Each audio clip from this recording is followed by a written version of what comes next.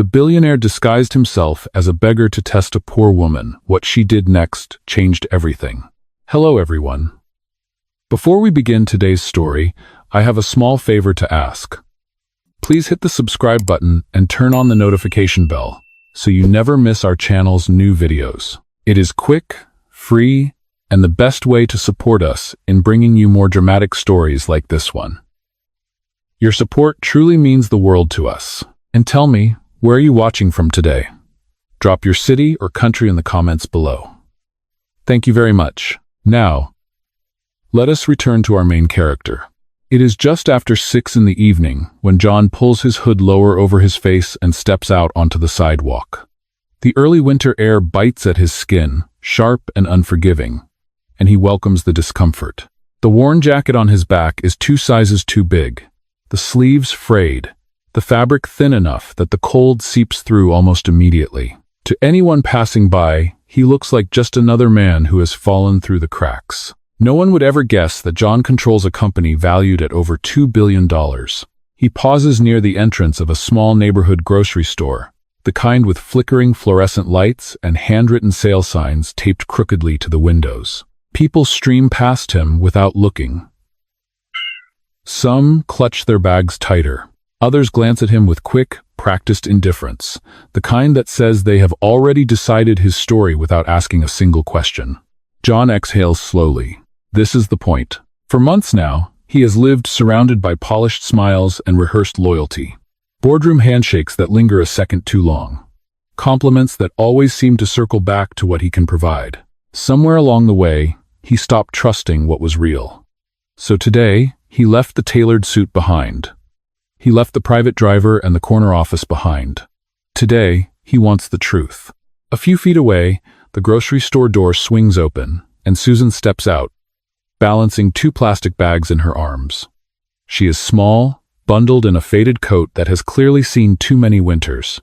One bag splits slightly at the bottom, and a can rolls across the sidewalk, clattering to a stop near John's worn boots. She sighs, already tired. "I am so sorry," she says, crouching down quickly. Her voice is soft, edged with embarrassment rather than fear. John bends and picks up the can before she can reach it. Their fingers almost touch. He notices her hands are red from the cold. "It is fine," he says quietly, holding it out to her. "Happens." With a Dow. She offers a grateful smile, the kind that is quick and genuine, not the kind people give when they want something in return. "Thank you. I should have known better than to overpack." She straightens, shifts the bags in her arms, then hesitates. Her eyes flick briefly to John's jacket, to the way he stands slightly hunched, conserving warmth. Are you okay?" she asks. The question catches him off guard. Most people do not ask that. John opens his mouth, then closes it again. For a moment, the truth almost slips out. Instead, he shakes his head lightly. "Just waiting. It is cold today." Susan nods, as if she understands more than he has said. She reaches into one of her bags, pulls out a paper-wrapped sandwich, still warm enough that a faint curl of steam escapes. "Here," she says, holding it toward him. "You should eat something." John stares at the sandwich. He does not reach for it. Not yet. And that hesitation, that single suspended moment on a cracked sidewalk, is where everything begins. Susan hesitates only for a second before pressing the warm sandwich into John's hands. Her fingers linger, just briefly, as if she is making sure he really has it. "You do not have to," John says, his voice low. "I will be fine." She shakes her head. "You look like you have not eaten today. I can make something else later." "I was a Veritas." She says it so casually that it almost sounds like a fact, not a sacrifice. Susan turns and starts walking toward the bus stop at the corner, the grocery bags cutting into her wrists. John watches her go, the weight of the sandwich suddenly heavier than it should be. He does not unwrap it yet. Instead, he follows a few steps behind, keeping his distance. The bus stop bench is cold metal, dusted with a thin layer of frost. Susan sets her bags down carefully and rubs her hands together, breathing into them. John sits at the far end of the bench, still playing the part, still watching. A city bus roars past without stopping. Susan sighs. "Late again?" she murmurs, more to herself than to him. John glances at her bags. Long day? She lets out a small laugh, tired but not bitter. Long life, she says, then quickly adds, sorry. That sounded dramatic. He almost smiles. She shifts on the bench, then seems to realize how quiet he has been. I am Susan, she says. By the way, John, he replies. They sit in silence for a moment, the city humming around them. A siren wails somewhere in the distance. Snow clouds hang low and heavy. Susan breaks the silence. You do not have to answer if you do not want to, she says carefully. But, do you have somewhere to go tonight? The question lands softly, but it lands deep. John lowers his gaze. I manage, he says. Susan nods, as if that answer tells her enough. She reaches into her coat pocket and pulls out a small, folded bill. $10. She looks at it for a second longer than necessary. I was going to use this for laundry, she says, almost apologetically, but you probably need it more than I do. John stiffens. You already gave me food. I know, she says. This is just extra. He looks at her now, really looks at her. The faint, dark circles under her eyes, the thinness of her coat. The way she keeps glancing at the street, calculating time, money, distance. You should keep it, he says. Susan smiles, but there is resolve behind it. I have gone without worse, she replies. And besides, money comes back. Kindness usually does not unless someone passes it on. She presses the bill into his palm and closes his fingers around it. At that exact moment, her phone buzzes. She checks the screen, and her shoulders drop slightly. My sister, she explains. She is watching my son tonight. I am late again. John blinks. You have a child. Yes, Susan says. He is 7, smart, stubborn, exactly like his father was. The way she says tells John everything. The bus finally pulls up with a hiss of brakes. Susan grabs her bags, slings the strap of her worn purse over her shoulder, then pauses. Please eat the sandwich, she says. It is turkey and cheese. Nothing fancy, but it fills you up. I will, John says. She hesitates, then adds softly, Take care of yourself, John. The bus doors close. Susan finds a seat by the window, already pulling out her phone to type a message. Probably apologizing for being late again. John remains on the bench long after the bus disappears down the street. He unwraps the sandwich. It is simple, fresh, clearly made with intention. And for the first time in a very long while, John feels something shift inside his chest. Because Susan did not help him because she thought he was important. She helped him because she thought he was human. And she did it even though it cost her more than she let on. John does not sleep that night. He sits alone in a small, rented room on the edge of the city, the kind of place he chose specifically because no one would ever connect it to him. The heater rattles loudly but gives off very little warmth. A single lamp hums on the nightstand, casting a dull yellow circle over the $10 bill and the empty sandwich wrapper laid carefully beside it. He stares at them for a long time. Earlier that evening, after Susan's bus disappeared, he had walked for nearly an hour. Not because he needed to, but because his thoughts felt too heavy to carry in one place. He passed glowing storefronts, warm restaurants, people laughing inside cars he could easily afford 100 times over. None of it mattered. What mattered was the way Susan had looked at him when she handed him that money. Not with pity, not with calculation, but with quiet certainty. John leans back against the wall and closes his eyes. He thinks about the board meeting from 3 days ago. The polished conference table, the tailored suits, the compliments that came wrapped in expectation. He remembers a senior executive laughing too loudly at a joke that was not funny. A consultant praising his vision while sliding a proposal across the table that benefited no one but himself. They all knew who John was, and because of that, every gesture had a price. Tonight was different. Susan had no idea. She did not know that John owned the grocery store chain she shopped at. She did not know that the city bus system ran on software his company had acquired last year. She did not know that the $10 she pressed into his hand meant absolutely nothing to him financially. And yet, emotionally, it meant more than anything he had been given in years. He opens his eyes and exhales slowly. This was supposed to be simple. That had been the plan when he first decided to disappear into the background. Walk the city. Observe. See how people treated someone they believed had nothing to offer. He told himself it was research, a way to reconnect with reality, a way to rebuild trust in humanity. But Susan had complicated everything, because she did not just pass the test, she broke it. John picks up the $10 bill and turns it over in his fingers. He thinks about her hesitation before giving it to him. The way she mentioned laundry, the way she tried to soften the sacrifice with a smile. She had a child, a 7-year-old boy waiting at home. And still, she chose him. Not because she thought he would remember her, not because she expected anything in return. She chose him because she believed kindness mattered more than security. At least in that moment.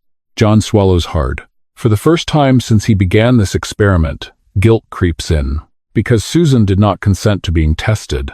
She thought she was helping a stranger, and he let her. The next morning, John wakes early. He showers in cold water, pulls on the same worn jacket, and steps back into the city before the sun fully rises. He does not go to his office. He does not check his phone, even though he knows there will be dozens of missed calls. Instead, he goes back to the same neighborhood, the same grocery store, the same bus stop. He tells himself it is coincidence, that he is simply continuing what he started. But deep down, he knows the truth. He is hoping to see Susan again. As he stands across the street, watching the doors slide open and closed, John makes a quiet decision. He will continue the disguise, not to test her further, but to understand her. Because if someone like Susan exists in this world, someone who gives when it costs her, then perhaps the problem was never that people were fake. Perhaps the problem was that John had forgotten how to see them, and he is not ready to reveal himself. Not yet. The morning moves slowly, wrapped in a pale gray light that makes the city feel quieter than usual. John stands near the grocery store entrance again, hands buried deep in his jacket pockets, blending into the background like he belongs there. He tells himself he is only observing, but when Susan appears, he feels it immediately. She steps out of the store just after 8, this time wearing a thin knit hat pulled down over her ears. Her coat looks the same as yesterday, a little worn at the cuffs. She carries fewer bags today, but her shoulders are still tense, like she is already bracing for the hours ahead. John waits until she notices him. Her eyes widen slightly, then soften with recognition. "You," she says, surprised. "I did," John replies. She smiles, relief flickering across her face. "Good. I am glad." They walk together toward the bus stop, not too close, not too far. It feels natural, unforced. "You here for groceries again?" Susan asks. John shakes his head. "Just passing through." She nods, accepting the answer without pressing. That, too, strikes him. Most people would ask more. Susan never seems to demand explanations. They reach the bus stop, and today there are a few other people waiting. A man in a pressed coat checks his watch impatiently. A woman scrolls through her phone without looking up. John notices how Susan positions herself slightly closer to him. Subtle but deliberate, as if to shield him from judgment. The bus is late again. Susan exhales and laughs softly. "This route is never on time." "You seem used to it," John says. "You get used to a lot of things," she replies. "You have to." She hesitates, then adds, "I am heading to work. I clean offices downtown. Early mornings, late nights. It is not glamorous, but it keeps the lights on. Very backdement." 12. "It sounds exhausting," John says. "It is," she admits.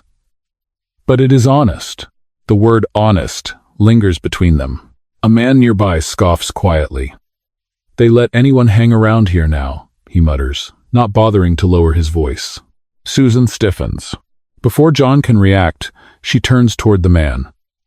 "He is not bothering anyone," she says calmly. "We are all just waiting for the bus."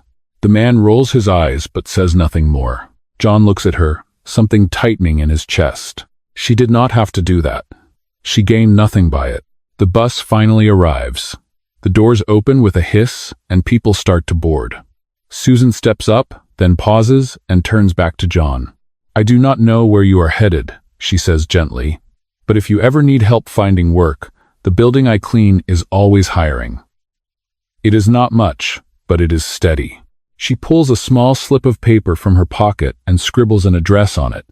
Night supervisor, tell them Susan sent you. I've Nay. John takes the paper carefully. Thank you. She smiles. You are welcome. Everyone deserves a chance. She boards the bus, finds a seat near the front, and gives him a small wave before looking down at her phone again. John remains standing on the sidewalk long after the bus pulls away. In less than 24 hours, Susan has given him food, money, dignity, protection, and now opportunity. And she still has no idea who he really is. John folds the piece of paper and places it in his pocket beside the $10 bill. This is no longer just an experiment. This is a line he is walking. One he knows he cannot step back from easily. And the longer he stays undercover, the more he realizes something unsettling. Susan is not the one being tested anymore. He is. The next few days pass quietly, but the pattern begins to form. John returns to the neighborhood each morning, always dressed the same. Always careful not to stand out. He does not follow Susan, and he does not intrude on her routine. He simply lets their paths cross naturally, as if the city itself keeps nudging them together. Sometimes it is at the bus stop, sometimes near the grocery store. Once, outside a small laundromat with fogged windows and the steady hum of machines inside. Each time, Susan greets him the same way, with warmth, with respect, without questions that cross a line. One morning, she hands him a cup of coffee in a chipped paper cup. It is nothing special, she says. Just regular with cream. I hope that is okay. It is perfect, John replies, and he means it. Another evening, rain begins to fall suddenly, cold and sharp. Susan notices him shivering and drapes her scarf around his neck before he can protest. I have another one at home, she says quickly, as if she knows he would try to refuse. John never tells her that the scarf costs more to him emotionally than any tailored coat ever has. They talk in fragments. About the weather, about how crowded the buses are, about how expensive groceries keep getting. Susan never complains, but the strain slips through in small ways. A tired sigh, a pause before mentioning her son's school needing supplies. The way she carefully counts change before buying anything extra. John listens. He remembers everything. One afternoon, they sit on opposite ends of the bus stop bench, sharing a bag of fries Susan bought with coins from her purse.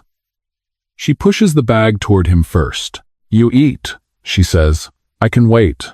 He shakes his head and slides it back. We share. She smiles at that, genuinely pleased. A man walking past slows, glancing at John with open disdain. Get a job, he mutters.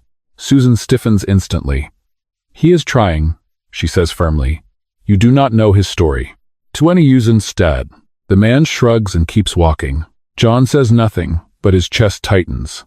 Not from the insult, but from the defense. No one has defended him like that in years. Later that night, alone again in his rented room, John sits on the edge of the bed and replays the moments in his mind. The coffee, the fries, the scarf, the words she uses when she speaks about people who are struggling, never placing herself above them, even when she could.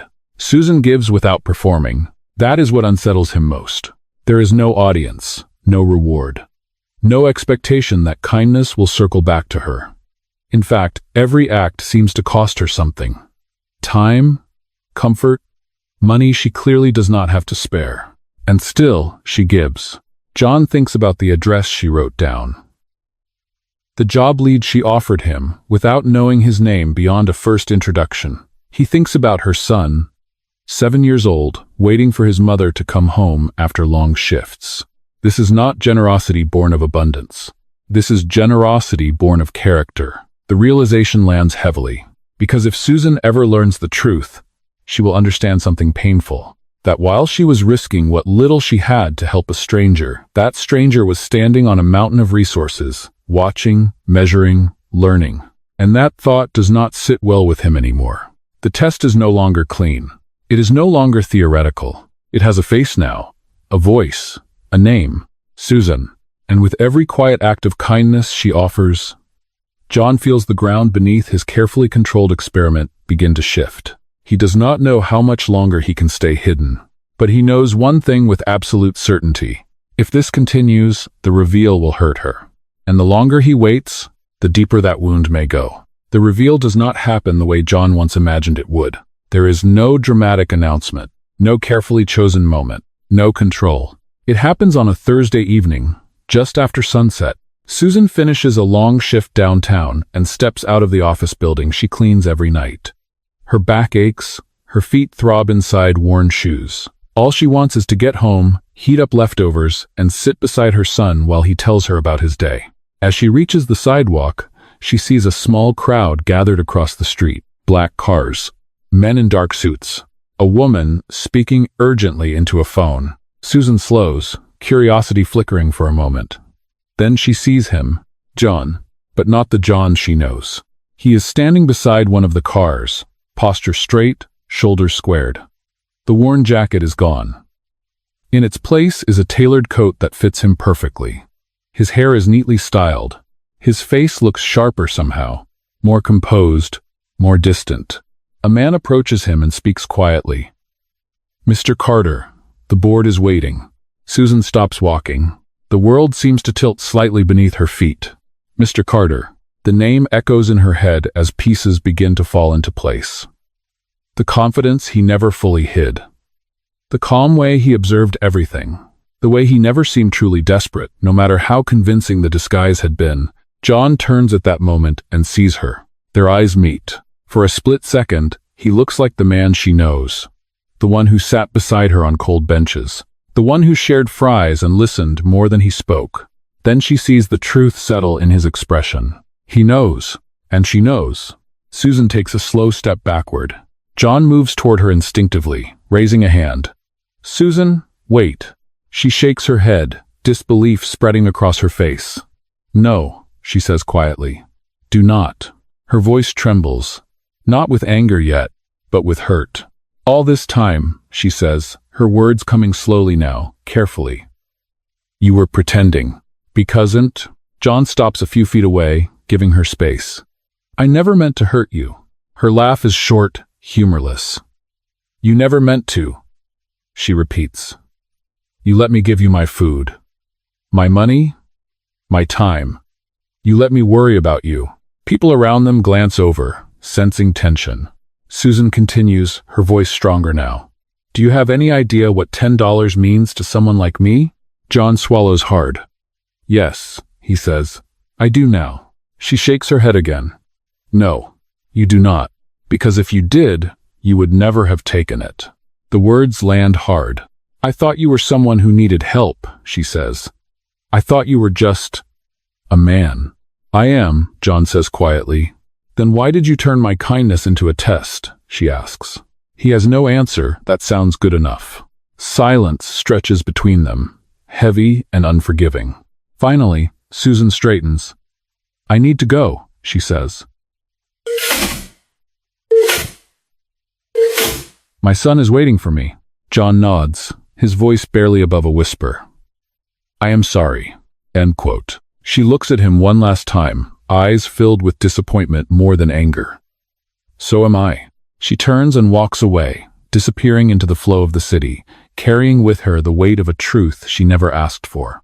John stands there as the car door opens behind him. For the first time since this all began, he does not feel powerful. He feels exposed. Because the reveal did not make him bigger, it made him smaller.